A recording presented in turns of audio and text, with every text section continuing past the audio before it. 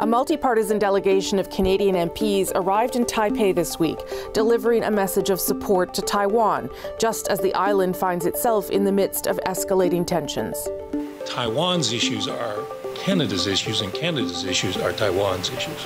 The visit came as China staged 3 days of military drills around Taiwan. The show of force in response to Taiwan's president meeting with U.S. House Speaker Kevin McCarthy in California. Liberal MP John McKay led the Canadian delegation to Taiwan, and I spoke to him earlier about China's military aggression towards the island and the support Taiwan currently needs. John McKay, nice to see you. Appreciate you being here. Happy to be here. Thanks, Rosemary.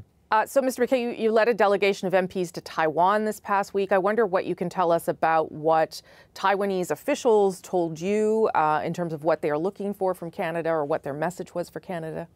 The message is that they appreciate Canada's friendship on a multiplicity of levels. They were enthusiastic and genuine in their warmth of their welcome. I was going to say it started with the president. It didn't start with the president. It started with the people we met before the president. But she was very generous with her time and candid, witty, smart, engaging, and very determined person. She is one very tough leader to stand up to the bully boy tactics of the PRC. Well, how would you characterize right now the threats from China's military towards Taiwan? As you arrived, they were launching military drills around Taiwan. That's something they do regularly. How serious is that threat right now from what you have heard there on the ground? It's serious. Yeah. It's kind of a bizarre experience, Rosemary, because if you're on the streets of Taipei, you're not really aware that anything is going on. But certainly in the conversations we had, this was front and center. And it's something they live with on a daily basis. They are constantly scrambling their Air Force. For instance, we were earlier today, not far from the hotel here, you could hear the jets taking off. Where they're going, have no idea, but that's a reality. And they surround the island with warships and threaten to cut the cables and turn Taiwan into a vassal state.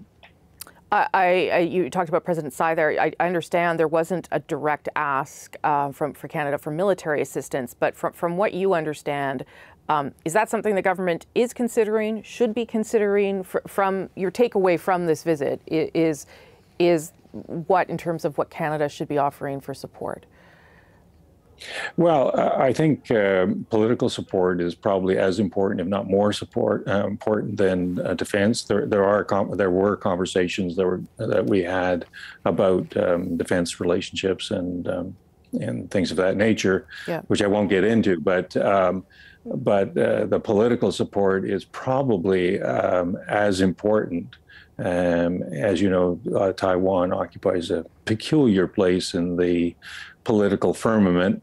Yet in every other respect, it's a fully functioning democracy that has a robust economy, and we do not treat it well, and we could improve in a number of areas. The WHO, the WHA, the Aviation Authority, the FIPA, the Foreign Investment Protection Act, the CPTPP. Those are all areas that we could move the agenda forward, and we have it within our ability to do so. And I'm rather hoping that that is a response. And from our government, I have to say that our representative here is really was really helpful to us, and there wasn't kind of a dissonance between a parliamentary delegation and the government representatives. Just to go back to one of the things you mentioned there, the Trans-Pacific Partnership, the massive trade deal that Taiwan wants in on, a trading bloc really of 11 countries. how significant do you think it would be for Canada to support Taiwan's application there? Because to your point, if some of the support they need is political, some of it is also economic, and that would open things up for Taiwan in a pretty big way. It'd open it up for everybody in the agreement. That's right. And we can't underestimate the benefits to ourselves by having Taiwan in a regularized trade relationship, because they're looking for friend-shoring, reshoring, the reorganization of the trade patterns, and we could be beneficiaries of the reorganization of the trade patterns. And if they're not in an agreement such as the CPTPP, then you're always doing workarounds, and the workarounds are never as satisfactory as a direct relationship. Would it be seen, do you think, Mr. McKay, as provocative, though, to China if Canada and other nations decided that Taiwan should be part of that deal? Well, let me understand that question, Rosemary. Here's a nation that kidnaps our citizens,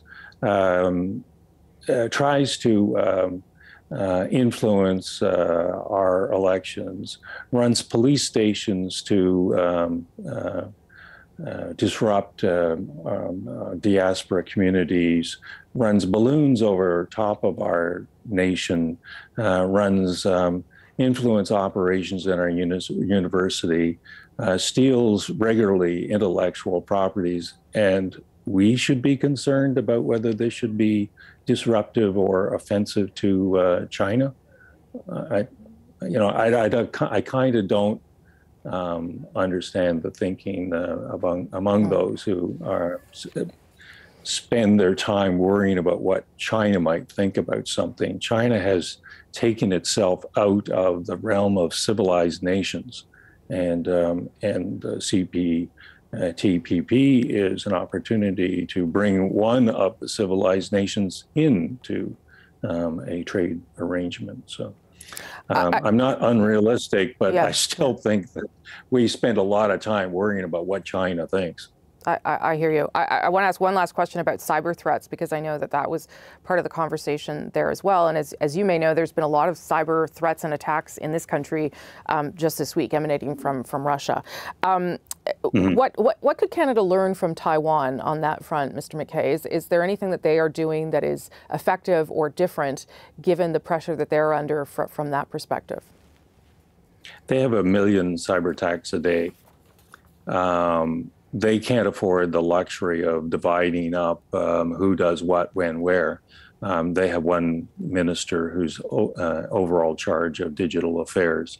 And I think that's the number one takeaway, that this person not only looks after the government infrastructures, but also the infrastructures that are, I was going to say federally run or nationally run. Any industry that requires a government license comes under their jurisdiction, and their expectation that those industries be very robust in their defense networks. And if those expectations are not met, then there is a visit from the minister's representatives. So I think that would be a number one takeaway. We just can't afford the luxury of hoping that the government does things correctly and all the other governments do things correctly, the other industries do things correctly. This is just simply not a luxury any of us can afford any longer. Mr. McKay, sounds like it was a fascinating trip. Thank you for telling us about it. Appreciate it. Absolutely. Thank you for the invitation, Rosemary.